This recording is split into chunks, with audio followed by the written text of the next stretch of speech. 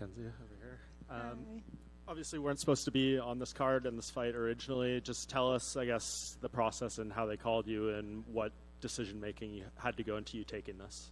Was Tiki, my manager, he called me, and it was actually pretty funny because I was, talking with my fans. Oh, what event would you guys like me to see me on? I'd gone to like Disney on Ice at the Honda Center with my daughter a little bit before.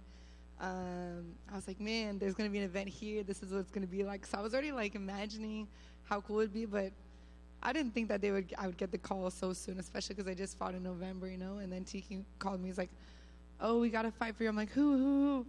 Amanda Lemos. I'm like, oh my gosh, So I was so excited for Anaheim, but definitely when they told me against Amanda Lemos, I was like, that's a hard one. I really thought that for the perfect world, I think to fight her would be with a good camp, a longer camp.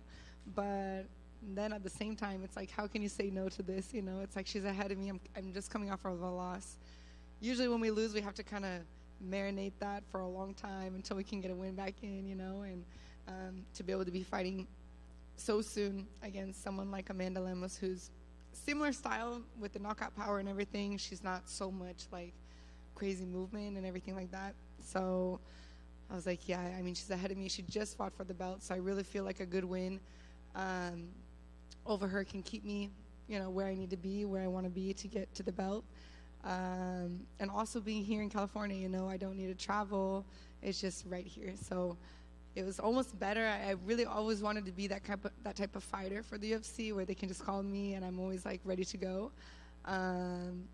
But yeah, just to be able to be here and kind of getting the 4 weeks, you don't really have time to overthink anything, It's just go and trust the process. And I really try to work my physique, my strength and training, and I didn't focus too much on getting the best technique and things like that. And honestly, I'm not even really worried about how I'm going to look in this fight. I'm just going out there to win and go after it. Yeah, you mentioned the similarities with Jessica Andrade. Is that part of the allure in taking this, like kind of redeem yourself? Obviously, that was a rough fight, and you kind of want to show you can beat a style like that? Yeah, for sure. Definitely Amanda has a lot, she submitted. We fought a lot of the same girls. But yeah, definitely the fact that it's not a totally different style. It was like, okay, all the mistakes are fresh in my mind, So I'm really like excited to be able to correct that and show that it's such a big cartoon, a pay-per-view, $298 with the best of the best basically here. Yeah. What were those mistakes? Like, why do you think that was such a rough night for you against Jessica? My two biggest lessons I took from that, I was trying to really show like, hey, I'm more evolved, I know how to be strategic when I need to. I think going against Jessica, anyone who sees her, she tends to kind of come at you a lot, especially with her hooks, but she was coming with three losses where she was knocked out and submitted, all because she was kind of going forward. So we kind of wanted her to do that same thing. I knew that, she's so experienced, so she could come in this fight, learning from her mistakes too and being more calm, which is what happened. Her corner the whole round was like, calm, yes, stay there, and I'm just trying to kind of just poke at her to get that opening so I could go for the takedown. But it's clear to me I kind of just need to be more like Khabib and just go forward. That's my style, and keep them on their back feet and just pressuring and have them, concerned about the takedown and just me getting close to them all the time. It's almost easier to close them off instead of, being in the strategic and giving too much opportunities for something to land, and that was one of the biggest things. And the second was just when I did land some shots, I got excited about it. And then I landed like a 1-2, and then I wanted to throw like a 3-4-5 instead of like, now is a good time to go for the takedown, which I think is just really sparring and experience and getting that quick reaction when you see the opportunity, and I get excited when I land it, and I want to keep punching more. Yeah, and just last thing for me, the last few fights you've been very open about your personal life and all that stuff, which is appreciated, but maybe people questioned if that factored into your decision to take this fight. But hearing some of the other media you've done this week, it sounds like things are in a better place than they've been in a really long time.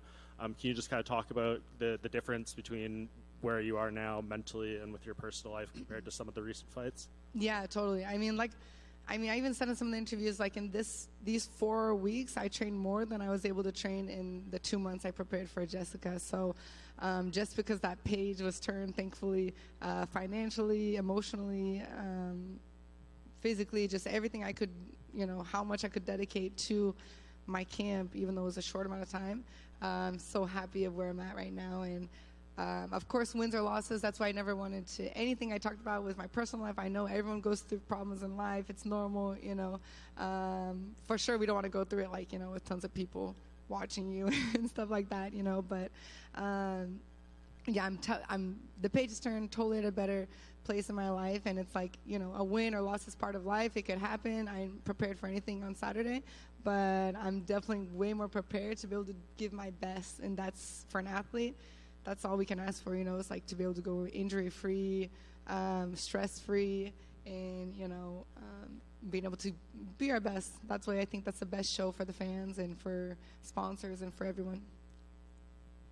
Mackenzie, a little off topic, but the Roadhouse movie comes out next month, and it was shot, but it's supposed to take place at UFC 222, which some people maybe speculate because you and Sean O'Malley fought there. Can you tell us anything? Do you know if you're in the final cut of the film? I don't know anything. I don't know anything about it. But I was there when I watched him recording it. I was watching it live. I was like, I remember watching Jake Gyllenhaal. I don't know how to say his last. Gyllenhaal, yeah. Going. It was really cool. And yeah, I remember like, man, 222. That's so cool. So yeah, I'm excited to watch it.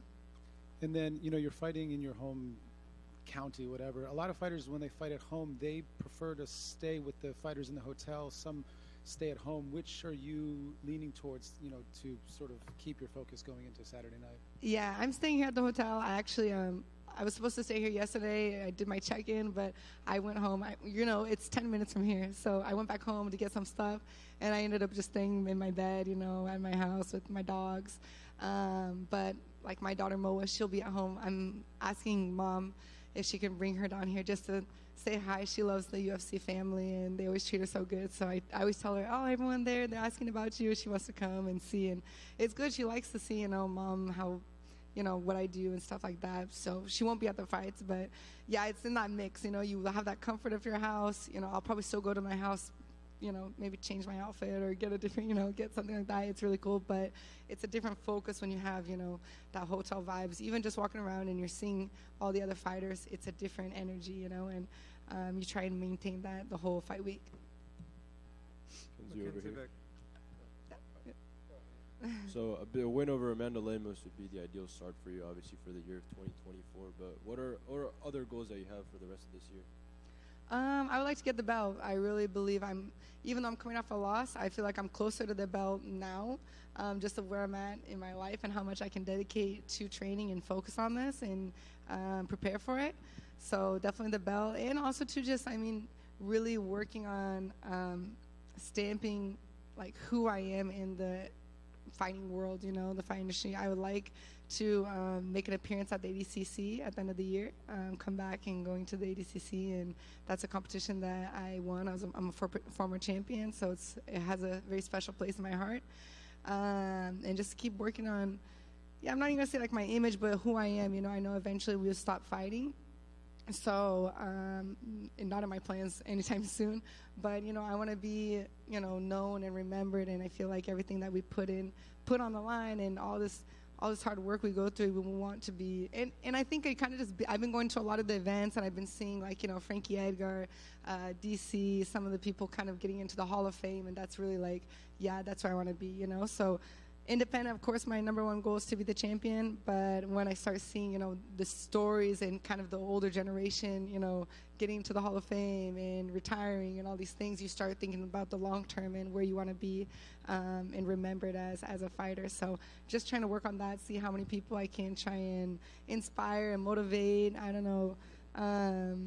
create my line, for women. I have like such a huge men's fan base on my social media, so just really trying to connect to the women's too, and the moms and that part too, and grow that part, all mixed in with getting to the belt. It's awesome. And which one of those stories from those fighters that got inducted into the Hall of Fame stood out to you the most?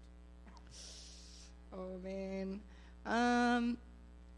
I mean, I think Frankie Edgar's was probably one of the most that I got kind of like emotional watching it, you know, because it was just to see him. I saw him fight Chito Vera in New York, you know, when in that fight and where he got knocked out, and it's just like I sat next to him and talking to him, and yeah, it's like just to see he's a smaller guy, you know, so I kind of connected a little bit on his style, and it's like, man, how he accomplished so much, and it's just he's still fighting until, you know, just most recently, and it's like it's amazing to see how they can, if you really want this, you can stay in this, you know, as long as you want, and kind of his personality, a father, the way he is, you know, it's really inspiring. So for me, that was one of the stories that I got the most, like, oh man, that they hit me in the heart. That's awesome, man. You haven't competed in Brazil in a while, so you want to take part in one of the Brazil cards this year? Is that what you're looking at? Yeah, for sure, definitely. I know there's one, I think, in May. So thankfully, I'm able to fight so soon, February. Hopefully, no injuries after this, but I would like to get on that card in May in Brazil. You know, my last one there, I kind of got like a knockdown, and then I went to the submission. So I would like to be able to get another great performance. And it was actually one of the times when I didn't make weight. So now that I'm like, you know, had a baby and so much ever, and like it changed and everything like that, I would love to go there and have like a clean slate in Brazil and represent down there. Awesome. Last one for me. Big strawweight title fight coming up soon between Zhang Weili and Yan Xiaonan. How do you see it going? Zhang Weili. I think she's more well-rounded.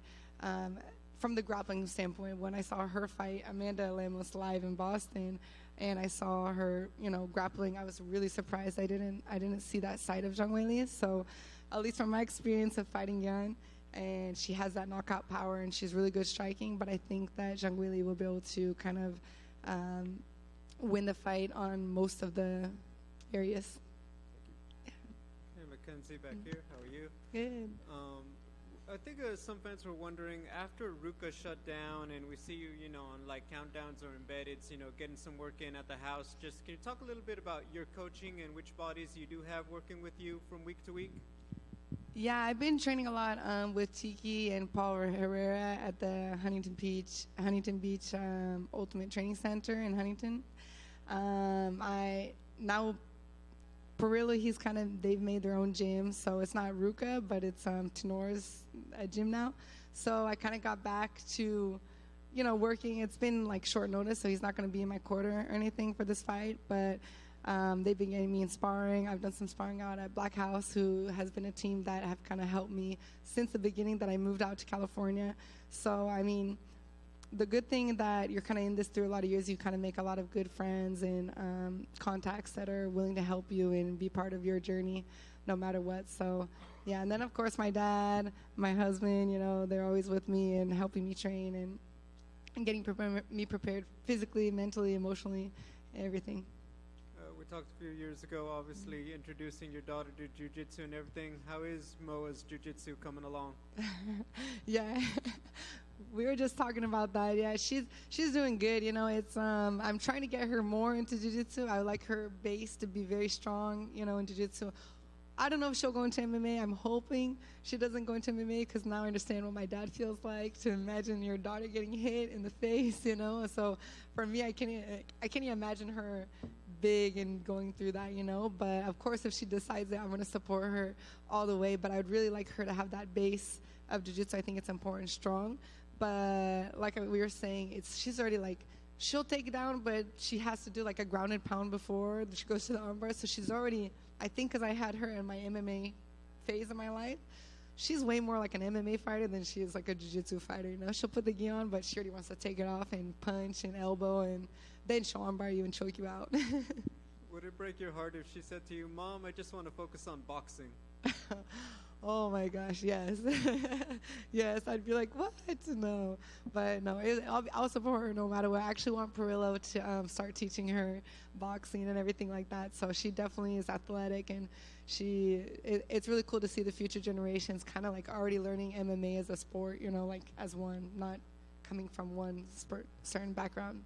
And then final question, obviously you're busy with fight week stuff, but what is Mackenzie Dern's idea of the perfect Valentine's Day? Yeah, I mean, it's quality time with my husband.